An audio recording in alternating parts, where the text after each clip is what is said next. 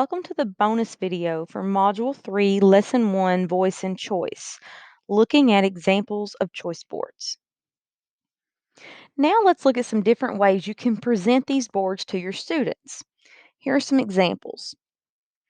Okay, we've already looked at this tic tac toe choice board. This requires students to start most of the time with a non negotiable activity in the center. You must do this center activity, and then they can choose two other activities around that center square to complete that three in a row.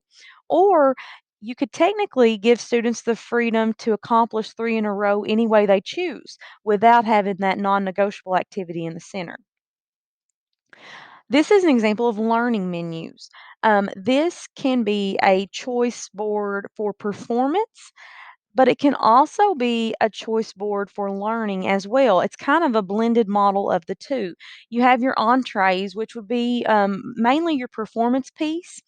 Your appetizers are like a smaller learning activity.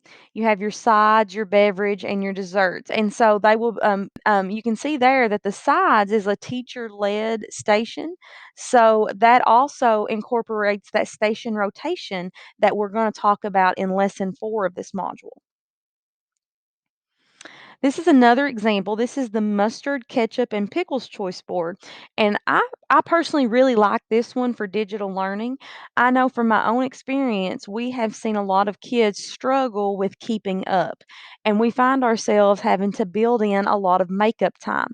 So, with this choice board, you have your mustard, which is your must do activities. These are activities that students are required to complete. And then the ketchup column is going to be for your ketchup work.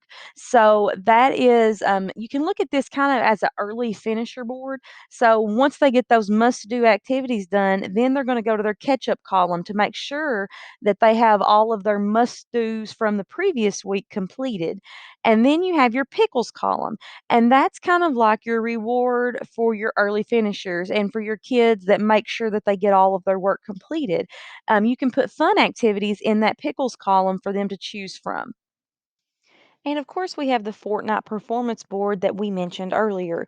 And with this choice board, you have this link to these different programs like Google Drawing, Google Slides, Powtoon.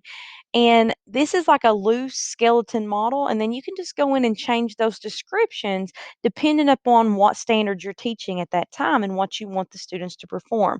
So, this is definitely a board that can be easily reused and recycled throughout all units that you're going to be teaching. As with all of these examples, they are ready to be tailored to fit your needs and to be used in your classroom.